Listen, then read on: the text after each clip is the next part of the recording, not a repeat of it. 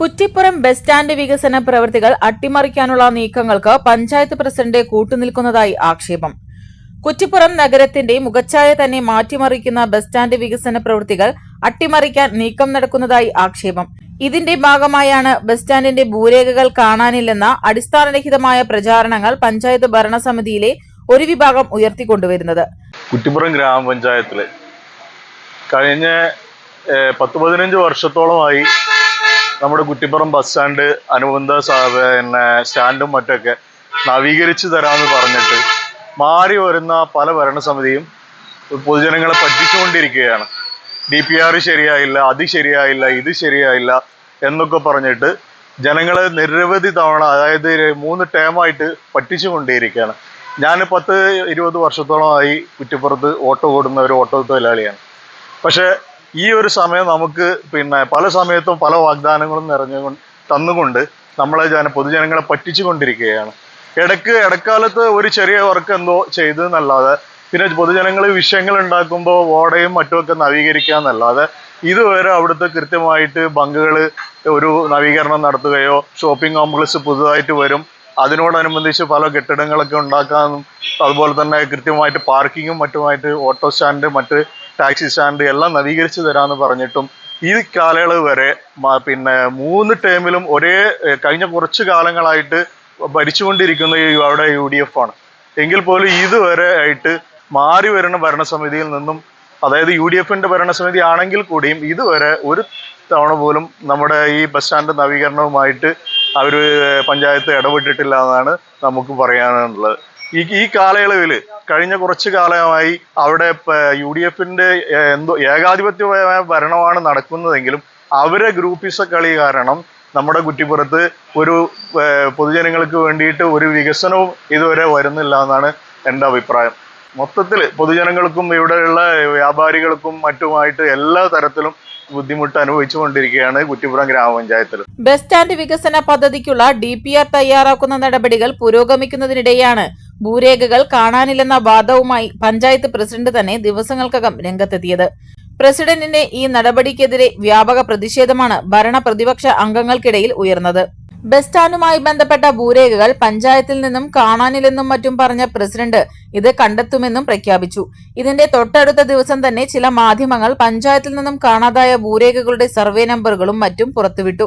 ഇതോടെ bus stand നിർമ്മാണ പ്രവൃത്തികൾ അട്ടിമറിക്കാനുള്ള പഞ്ചായത്ത് പ്രസിഡന്റ് അടക്കമുള്ളവരുടെ നീക്കങ്ങൾ പാടെ പാളി. ബസ് സ്റ്റാൻഡുമായി ബന്ധപ്പെട്ട രേഖകള് പഞ്ചായത്തിൽ കാണാനില്ല, പഞ്ചായത്ത് പ്രസിഡന്റ് തന്നെ പൊതുജനമധ്യത്തിൽ പറയുകയാണ്. ഇതിനെ സംബന്ധിച്ച് എന്താ പറയാനുള്ളത്? അത് കുറ്റിപ്പുറം ഗ്രാമപഞ്ചായത്ത് പ്രസിഡന്റ് അത് പറയാന്ന് പറയുമ്പോൾ ഈ 5 വർഷത്തെ കാലയളവിൽ എത്ര പ്രസിഡന്റുമാരാണ് അവിടെ വന്നു പോയിട്ടുള്ളത്? അതാണ് ആദ്യം പരിശോധിക്കേണ്ടത്. അതായത് ഒരാൾ കൃത്യമായിട്ട് ഒരു രേഖ ഉണ്ടാക്കും, ആ രേഖ എവിടെയെങ്കിലും കൊണ്ടുപോയി എടുത്തു വെക്കും, പിന്നെ അടുത്ത പ്രസിഡന്റ് വരുമ്പോൾ ആ രേഖ കാണാനില്ല. ഈ ഒരു അവസ്ഥ അവിടെ പത്രത്തിൽ കൊടുക്കേണ്ട അവസ്ഥയാണ് വരുന്നത്. അവിടുത്തെ ജീവനക്കാരായിക്കോട്ടെ ആരായിക്കോട്ടെ ആരോടെ എന്ന് ചോദിക്കുക. ഇതിൽ കൃത്യമായിട്ട് പഞ്ചായത്ത് ഭരണസമിതിക്ക്, നിലവിലുള്ള UDF ഭരണസമിതിക്കാണ് അതിൽ എല്ലാ പങ്കാളിത്തമുള്ളത്. മാറി വരുന്ന അവരെ പ്രസിഡന്റുമാര് അവിടെയും ഗ്രൂപ്പിസം കളിച്ചുകൊണ്ട് കുറ്റിപ്പുറം ഗ്രാമപഞ്ചായത്തിലെ പൊതുജനങ്ങളോടും അവിടെ വരുന്ന മറ്റ് വിവിധ സ്ഥലങ്ങളിൽ നിന്ന് വന്ന ജനങ്ങളോട് മൊത്തത്തിൽ ബുദ്ധിമുട്ടിക്കുന്ന ഒരു രീതിയാണ് അവിടെ കണ്ടുപോകുന്നത്. രേഖകൾ കാണാനില്ല എന്ന് പറഞ്ഞിട്ടുണ്ടെങ്കിൽ അതിന്റെ ഉത്തരവാദിത്വം അവിടുത്തെ പഞ്ചായത്ത് ഭരണസമിതിയിൽ മാറി വരുന്ന ഈ പ്രസിഡന്റുമാർക്ക് തന്നെയാണ്. ഇപ്പോഴും ഒരു പ്രസിഡന്റ് നിൽക്കുകയാണെങ്കിൽ ഇനിയും പ്രസിഡന്റ് മാറും എന്നുള്ള ഈ കാലാവധിയോട് അവസാനിക്കാൻ പോവുകയാണ്. എന്നിട്ടും പുതിയ പ്രസിഡന്റ് വരുമോ ഇല്ല എന്നുള്ള ഒരു ശങ്കയിലാണ് ഇപ്പോഴും നിൽക്കുന്നത്. ഈ ഒരു രീതി തുടർന്ന എല്ലാ രേഖകളും നഷ്ടപ്പെടും. പൊതുജനങ്ങൾക്ക് ഇനിയും ഈ അടുത്ത കാലത്തൊന്നും അവിടെ ഒരു ബസ് സ്റ്റാൻഡ് നവീകരണം ഉണ്ടാവുമെന്ന് നമുക്കൊരു ഉറപ്പില്ല എന്നാണ് എനിക്ക് പറയാനുള്ളത്. പ്രസിഡന്റ് ആർക്കോ വേണ്ടി രേഖ പൂഴ്ത്തിവെച്ചതുപോലെയുള്ള ഒരു രീതിയിലാണ് അത്. മറ്റു മാധ്യമങ്ങളിൽ രേഖ സഹിതം, സർവേ നമ്പർ സഹിതം അതിന് ഡീറ്റെയിൽസ് വരുന്നു. എന്നാൽ പ്രസിഡന്റ് മറ്റൊരു മാധ്യമത്തോട് പറഞ്ഞത് രേഖ കാണുന്നില്ല. ഇതെന്താണ് ഇതിന്റെ വൈരുദ്ധ്യം എന്ന് കണ്ടിട്ട് എന്താണ് മനസ്സിലാകുന്നത്? വരാൻ പോകുന്ന ഒരു ഭരണസമിതി വരുമ്പോ അതിന് ഒരു പുതിയൊരു പ്രസിഡന്റ് വരുമ്പോൾ ആ പ്രസിഡന്റിന് നടപ്പാക്കാനുള്ള ഒരു പദ്ധതിയാണോ എന്ന തോതിൽ വേണം നമ്മൾ സംശയിക്കേണ്ടി വരുന്നത്. കാരണം ഇതുവരെ ഉള്ളതൊക്കെ ലേഡീസ് ആയിട്ടുള്ള പ്രസിഡന്റുമാരാണ്. ഈ കഴിഞ്ഞ കുറച്ച് കാലയളവിൽ ഏകദേശം മൂന്നാ തോന്നുന്നു ആളോളമായിട്ട് പ്രസിഡന്റുമാർ മാറി വരുന്നുകൊണ്ടിരിക്കുക. UDF എന്ന് പറഞ്ഞാൽ അവര് മുസ്ലിം ലീഗിന്റെയും കോൺഗ്രസിന്റെയും രണ്ട് ആളുകൾ പിന്നെ ഭാഗം വെച്ചുകൊണ്ടാണ് ഈ പ്രസിഡന്റ്ഷിപ്പ് ഏറ്റെടുക്കുന്നത്. അതിന്റെ ഭാഗമായിട്ട് ഈ പ്രസിഡന്റുമാർ മാറി വരുമ്പോൾ ഇനി അവർക്ക് വേണ്ട ഈ ഒരു കാലയളവ് കഴിഞ്ഞ് ത്രിതല പഞ്ചായത്ത് തെരഞ്ഞെടുപ്പ് ഈ അടുത്താണ് ഇനി വരാൻ പോകുന്നത്. അപ്പോൾ അതിനോടനുബന്ധിച്ച് വീണ്ടും അവർക്ക് ഭരണം കിട്ടും.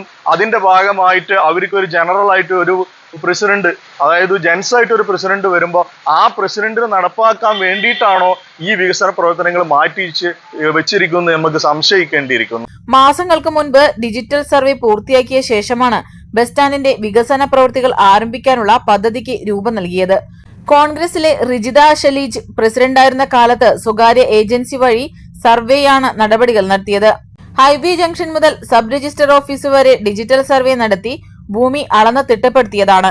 താലൂക്ക് സർവേയറുടെയും വില്ലേജ് ഓഫീസറുടെയും സാന്നിധ്യത്തിൽ നടത്തിയ സർവേയിൽ ബസ് സ്റ്റാൻഡ് ഭൂമിയുടെ അതിരുകളും മറ്റും നിർണയിച്ച ശേഷമാണ് സ്കെച്ച് ഉൾപ്പെടെയുള്ള രേഖകൾ പഞ്ചായത്തിന് സ്വകാര്യ ഏജൻസി തയ്യാറാക്കി നൽകിയത്. ഈ രേഖകൾക്ക് താലൂക്ക് സർവേയർ അംഗീകാരവും നൽകിയതാണ്. ഒന്നിലധികം സർവേ നമ്പറുകളിലാണ് നിലവിലെ ബസ് സ്റ്റാൻഡ് ഭൂമിയും അനുബന്ധ സമുച്ചയങ്ങളും സ്ഥിതി ചെയ്യുന്നത്. 1 ഏക്കർ 6 സെന്റ് ഭൂമിയാണ് ബസ് സ്റ്റാൻഡ് ഭൂമിയായി നിലവിലുള്ളത്.